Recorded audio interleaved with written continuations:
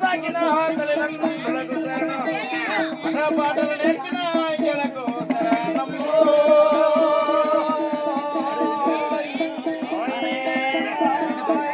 ఆట పాటలు నేర్పిన నేను అయ్యలకు శరణం గురు విద్యను గురు స్వాములకు శరణం చదువు సాములు నేర్పిన సరళకు శరణము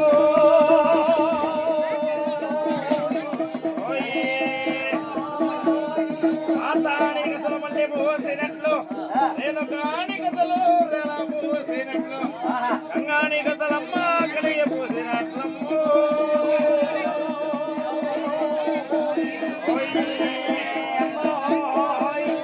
అప్పుడు రాసినట్లు నేను అందించాలమ్మా పూసకొచ్చినట్లు ముక్తి మహాకవు శాంభవి నా కథ ఎంతో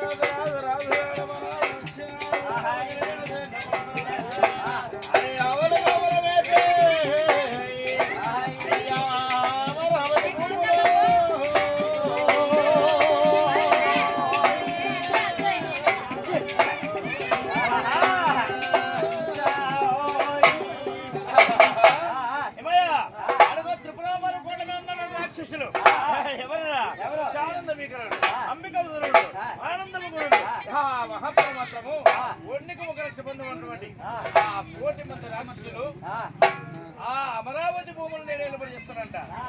ఏమిరా ఆ త్రిపురపురి కోట్ల మీద ఆ త్రిపురాపురి కోట్ల మీద మాత్రము ఆ మహత్తులకు వన్నికలు వస్తున్నటువంటి ఆ కోటి మంది త్రిపురకులు మాత్రం త్రిపురాపురి కోట్ల నిలబడి చేస్తున్నారు రాక్షసులు. అవును పెడుతున్నారంట. ఎవరెవరయ్యా? సానంద బీకరు, చంపర మధుడు, నిప్పల యోగుడు, నిజా దొరుకుండు, అంబిక సూర్యుడు, అఖిల దానవుడు అనేది వంశకర కోట్లు కొన్నారట. ఇక్కడ నిప్పుల కుక్కలు ఆటికి అంత దుద్దులు వారి భుజాలు చేర్చి పిల్లలు కోములు రణమంటున్నారు రాక్షసులు అంటున్నారు. ఆ రక్షణ కిల్లి కోమలి అంటూ విష్ణుడు చేసే యోగములు లేకలే విష్ణుడు చేసేది వన్యములు చేసి ఆ యజ్ఞ యోగములు మాత్రము భంగము కలిగించి ఋషుల్ని ఏమిరా అనేక ఇబ్బందులు కలిగిస్తున్నారంట. ఆ అనేక ఇబ్బందులు కలిస్తే ఆ ఋషులు మునులందరూ కూడా కలిసి ఏమిరా వారు మాత్రము ఒక చోటగా చేరి మాట్లాడుకొని ఆ దేవాను దేవతలు నేను ప్రార్థన చేస్తున్నారంట. అడుగు బ్రహ్మ, అడుగు విష్ణు, అడుగు మహేశ్వర, మైతాంగమూర్తి, తాత జాంబవంతుడు అనే 5 దేవాను దేవతలు ఈ మునేశ్వరులు ఋషేశ్వరులు ఆ మహాత్ములైన యోగం చేసి వారిని ప్రార్థన చేస్తున్నారు. ఎట్లా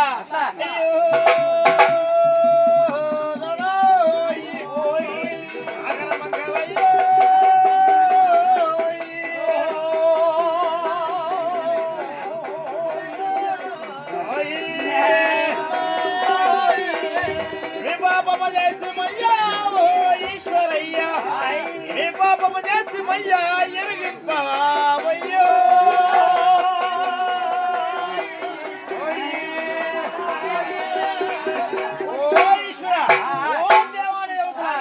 అయ్యా మహాత్ములారా, అయ్యా మేము చేసేది యోగములు యజ్ఞములు పూజలు పుణ్యములు పునశ్చారములు అన్నిటిని కూడా అదిగో త్రిపుర ఉన్నటువంటి ఆ కోటి మంది ఉన్నటువంటి ఆ రాక్షసులు మాత్రము మాక భంగం కలిగిస్తున్నారు, మాక మాత్రము హాని కలిగిస్తున్నారు, బాధ కలిగిస్తున్నారు అని మహాత్ములు మాత్రం ఎప్పుడైతే వినవచ్చుగా ఆ దేవాలయ దేవతలు అనుకున్నారంట. ఏమిరా త్రిపుర అదిగో ప్రజలను పట్టి పీడిస్తూ ఉన్నారు, ఆ మునులను పట్టి పీడిస్తున్నారు, ఆ ఋషేశ్వరులను కూడా పట్టి పీడిస్తూ ఉన్నారు అనుకొని వారి ప్రేకి నేను ఇద్దరికి రావాలని వారి వాహనములు ఎత్తి ఆ ఇద్దరికి నేను కలిగి వస్తున్నారు. ఎట్లా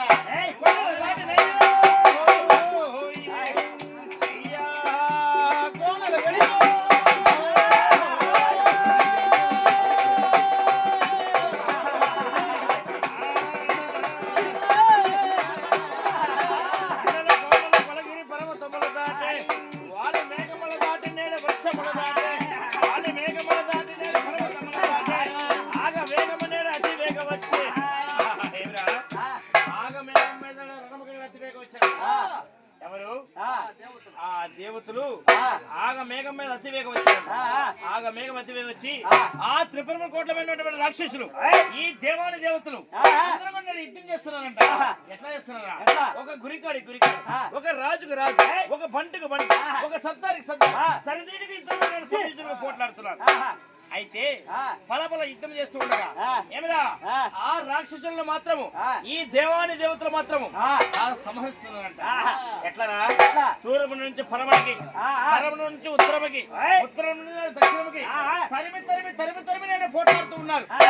ఆ రాక్షసులు కుప్పలు తెప్పలకి నరికి పోజేసి ఉన్నారంట. అయితే ఆ రాక్షసులు మాత్రము వారి శరీరం నుంచి కుంకపోత రక్తము గాని ఈ భూమిపై పడితే 1,000,000 దానాలు పుట్టుకొస్తున్నారు. ఏమరా ఆ ఒకంత రక్తము గాని ఈ ఎవరి పైన పడితే 6 లక్షల ధనబలం నేను పుట్టుకొస్తున్నానంట. 6 లక్షల ధాన్యములు ఎప్పుడైతే పుట్టుకొస్తున్నారు ఈ రాక్షసులు అనుకున్నారంట. ఏమరా ఆ రాక్షసులు నరికినటువంటి ఈ దేవాలయంట ఆ రాక్షసులు మాత్రము ఆ త్రిపుర కోట్ల మంది రాక్షసుల్ని తూర్పునున్న పరముడికి, పరమున ఉత్తరముకి, ఉత్తరమున తరిమి తరిమి మనం ఆ కుప్పల తెప్ప నరికి పోజేశాం. కానీ వారి శరీరం నుంచి కుంగపోత రక్తం ఈ భూమిపై పడితే 1,000,000 ధనములు పుడుతున్నారా ఆవుకింత రక్తం కానీ ఎవరి పని పడితే 6 లక్షల తలాబలం పుడుతున్నది అనుకొని ఆ దేవాని దేవతలు అనుకున్నారంట ఒక క్షణము గాని ఈ రణమయ్య మనం ఉంటే వారి కట్టకు కండగా మనం కోజేస్తున్నారు మన ప్రాణం హరిస్తున్నది వారినో మనం సంహరించలే అనుకొని అలిసి తొలిసినటువంటి రాక్షసులు అదిగో ప్రాణ ఆ కులపక్రం ఉన్నదంటే ప్రాణాపు రాయి ఆ ప్రాణాపు రాయి కిందకి అరిచేతులను ఆ ప్రాణములు పెట్టుకుని పరుగు పరుగు పరుగు పరుగును వచ్చి ఆ పరుగు అమ్మ మొదలు పెట్టు ఎక్కడన్నా ఆపుతున్నా ఆపలేకపోతున్నా అది ఆపో అన్నా కానీ అభయాలు చేసలే వాళ్ళు వచ్చే వినరాదు కానీ రోజు చెప్పుకోవట్లే కదా ఆ రాక్షసులను మాత్రము తెగ నచ్చలేమని వారు ప్రాణాపు కొండ చెట్టుకు చేరారంట ఎవరు దేవాని దేవతలు ఆ ప్రాణాపు కొండ చెట్టుకు చేరి ఆ దేవాని దేవతలు నేను గుమిగూడి మాట్లాడుకుంటున్నాను ఏమని మాట్లాడుకున్నారు ఏమిరా ఆ రాక్షసులను మనం ఈ లోకానికి సృష్టికర్తలు మనం 5గురు మనం పుట్టించాలన్న మనమే వారిని గిట్టించాలన్న మనమే కానీ ఆ త్రిపురం కోట్ల మీద రాక్షసులు మాత్రం మనం నరుకుతూ ఉంటే వారు పెరుగుతూ ఉన్నారు కారణం ఏమంటారా అని ఆ బ్రహ్మదేవుడు అంట ఓ బ్రహ్మ లలాట బంధును రాత్రాస్తున్నావు ఎవరికైనా రాత్రాసేవాడు ఏమిరా ఎందుకు తెలుసా ఆ బ్రహ్మ రాత్ర ఏమయ్యా ఇదిగో ఒకడు బాగా చదువుకుంటారు చదువుకొని వాడికి పిచ్చి పడుతున్నాడు చదువు ఎక్కువ వాడి మతగర్వం కాదని అది లలాట ముందు రాత రాస్తున్నాడు ఆ రాత రాసినటువంటి రాతలు ఏమిరా ఒకడు మాత్రం భిక్షాధికారి అవుతాడు భిక్షాధికారి కొన్నాళ్ళకి లక్షాధికారి అవుతాడు అది వాడు రాత ఎందుకు రాసినటువంటి ఆ బ్రహ్మ రాత ఏమిరా ఒకడు పుడుతూనే ధనవంతుడిగా పుడతాడు తర్వాత పేదవాడైపోతాడు వాడు లలాట ముందు ఆ రాత రాస్తున్నారు ఆ ప్రకారంగానే ఆ బ్రహ్మదేవుడు అంట ఓ బ్రహ్మదేవ ఓ మహాత్మా అదిగో త్రిపుర కోట ముందు రాక్షసులు ఉన్నది వారి పాల యుద్ధము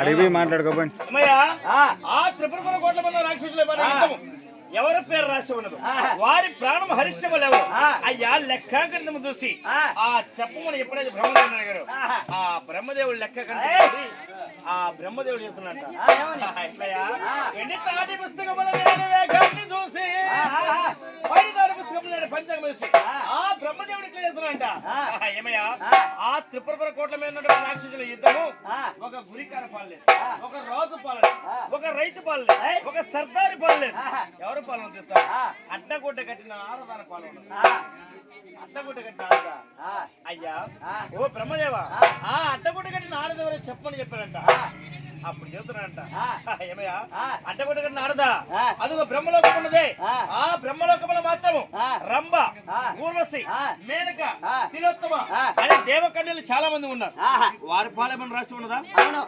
లేదు లేదయ్యా అయితే నాగలోకం ఏందో నేను నాగకన్యలు మహాసుందరంగా ఉన్నారు వారి పాలమని రాసి ఉన్నదా లేదు వారి పాల్గొనలేదా అయితే మహాత్మా ఆ అడ్డగుడ్డ కట్టిన ఆడది వరకు చెప్పమనగా అప్పుడు బ్రహ్మదేవుడు చేసినంట అరే అదిగో భూలోకములో ఉన్న మహాతల్లి ఎవరు అదిగో మావురాలు ఎల్లమ్మ ఆ రేణుక ఎల్లమ్మ ఆ మహాతల్లి పసిడి భూగోపంలో వెలువడి చేస్తున్నారే అడుగో దండిగిరి రాజు ఆ దండిగిరి రాజు చెంత చేరి ఉన్నది మహాతల్లి కడుపున పుట్టకపోయినా కన్ను రెప్ప కంటే ఎక్కువగా చాక్కుంటున్నారు ఆ మహాతల్లి రేణుకని ఆ మావురాలు ఎల్లమని ఆ మహనీయుడు కంటికి రెప్ప కంటే ఎక్కువ చాక్కున్నాడు మల్లిపూ ఒక ఎత్తుగా మగు ఒక ఎత్తుగా బంతిపూ ఒక ఎత్తుగా ఆ భావన ఒక ఎత్తుగా అల్లారు ముద్దుగా నేను చాక్కుంటూ ఉన్నా అయ్యా అది మహాతల్లి రేణుకున్నది ఆ బాల రేణుకమ్మ అవతారం ఎత్తున్నది ఆ మహాతల్లి పేరు రాసి ఉన్నదయ్యా వారి పాల యుద్ధము ఆ రేణుక పాలు రాసి ఉన్నదనగా అప్పుడు అంటున్నాడంట ఎవరో దేవాని దేవతలు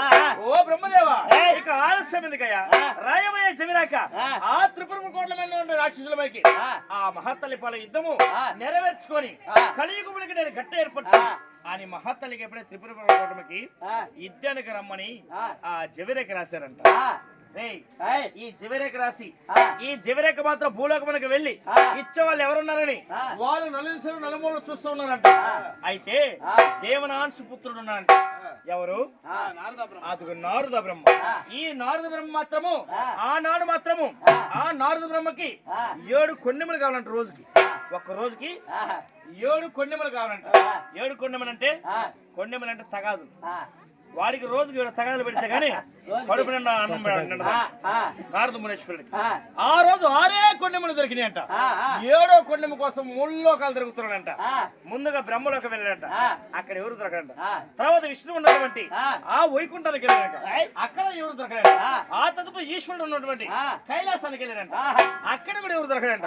నలుదిశలు నలుమూలలు తిరుగుతూ ఉన్నాడంట. ఆ తిరిగేటి నారద మునేశ్వరుని చూసాడంట. ఎవరు? ఈ దేవాని దేవుడు. ఆ దేవాని దేవుడు నారద మునేశ్వరుని చూసి ఈ చేతి ఉన్న జగరేఖ ఆ మహాత్ముడికి అందజేశారంట. మహాత్మా నారద మునేశ్వర భూలోకానికి వెళ్ళి భూలోకం ఉన్నాడు. అడుగో దండగిరి రాజు. ఆ దండగిరి రాజుకి ఈ జగరేఖ ఇచ్చి తదుపరి తిరిగి రమ్మని చెప్పాడంట. ఆ జగరేఖ మహత్వ ఆస్థానానికి తీసుకొని ఆటలాడుతూ పాటలా పాడుతూ, ఎందుకయ్యా 7వ కొండెము తన చేతికి దొరికి ఉన్నది. 6 కొండెములు ఈ లోకంలో దొరుకున్నాయి. భూలోకంలో నాకు 7వ కొండెము దొరుకుతుంది అని ఆనందంతో ఆనంద కీర్తనలు పాడుతూ ఆ మహాత్ముని నేడు కింద వస్తున్నాడంట.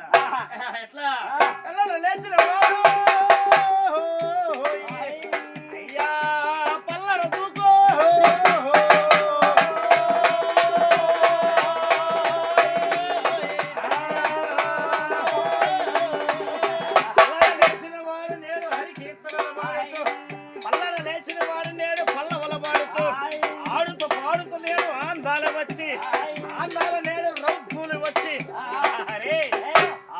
పాడుతూ అరనామ కీర్తనలు పాడుతూ ఆ మహాత్ముడు నారద మునేశ్వరుడు భూలోకములు అడుగుపెట్టాడంట. ఆ భూలోకంలో అడుగుపెట్టి ఆ దండగిరి రాజు చెంతకు పోయాడంట. ఓ రాజా, ఓ మహాత్మా, ఉత్తరాది గిరులకు నువ్వు ఊరివైన రాజు, దక్షిణాది గిరులకు నువ్వు ధాన్యమైన రాజు, ముడి లేని నువ్వు వేసిన ముద్ర లేని ఈ బుద్ధి నువ్వు దాల్చగలడు. దండగిరి రాజా, ఇదిగో అయ్యా జవిరేఖ. ఆ దేవాని దేవతలు నీకేమో జవిరేఖ పంపించారు. అయ్యా మహాత్మా, ఈ జవిరేఖ తీసుకోమని చేతికి ఇచ్చారంట. ఏమిరా? ఆ దండగిరి రాజు ఆ జవిరేఖ చూసి సగమ చదివి సగమ చదవక నేలకు ధరస్థలం వేసి చించినాడు దశరథం వేశాడు. ధరస్థలంకి వేసి ఆ కోఘోరంగా నేను దుఃఖిస్తున్నాడంట. ఎట్లా? అయ్యో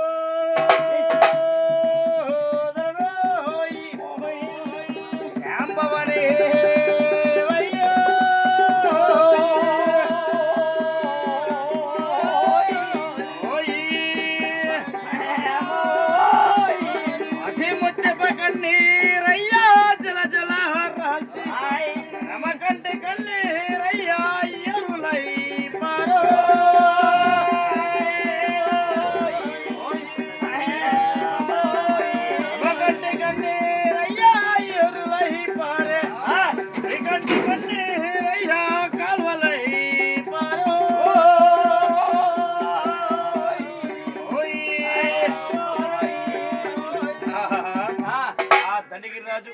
ఆ జవిరేఖ సగమ చదివి సగమ చదవక ధనస్థలం మీద విసి అక్కో ఘోరంగా నేడు దుఃఖిస్తానంట.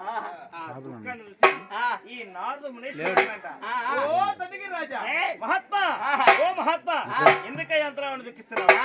ఆ జవిరేఖ ఏమి రాసి ఉన్నది? ఆ జవిరేఖ సగమ చించి సగమ చదవక ఈ ధనస్థలం మీద విసిరావు. ఆ జవిరేఖ ఎందు ఏమన్నా మహన్ప నాకు విన్నవించమనగా అప్పుడు దండికి ఏమయ్యా, అదిగో త్రిపుర కోట్ల మీద ఆ త్రిపురపుర కోట్ల మీద రాక్షసులు ఉన్నారంట. వారి పాల యుద్ధము నా కుమార్తె అయినటువంటి అదిగో మావురాలు ఎల్లమ్మ ఆ మహత్తల పేరు ఉన్నదంట. అయ్యా, నా తల్లి నా చెంతలేదయ్యా. అదిని కాక నా తల్లిని ఎట్లా పెంచుకున్నా తెలుసా? మల్లిపూ ఒక ఎత్తుగా, మగ ఒక ఎత్తుగా, బంతిపూ ఒక ఎత్తుగా, ఆ బామున ఎత్తుగా అల్లారు ముద్దుగా నేను పెంచుకుని కాలు ఎక్కడ కింద పెడితే కందిపోతుందని అంత అల్లారు ముద్దుగా పెంచుకున్నా. అయినా గాని ఆ మహాతల్లి ఇప్పుడు నా చెంతలేదయ్యా. కొనుక్కొని పోయి ఉన్నది మహాతల్లి కోడల్ని. ఎవరు? ఆ అత్త అయినటువంటి ఆ జలకన్య పార్వతి. ఆ జలకన్య పార్వతి ఆ మావురాలను మాత్రము కోడలుగా నేను కొనుక్కొని పోయి ఉన్నది. ఆ మహాతల్లి నా చెంతలేదు. ఆ మహాతల్లి నా చెంతలేకపోతే ఇద్దరికి నేను ఎట్లా పంపిస్తాను? పంపించలేదు. ఆ దేవాని దేవతలు మా తల్లిని శపిస్తారేమో, నా కుమార్తెని శపిస్తారేమో, అందువల్ల నేను అక్కో ఘోరంగా దుఃఖిస్తున్నారా అని ఎప్పుడైతే చెప్పగా అప్పుడు నారద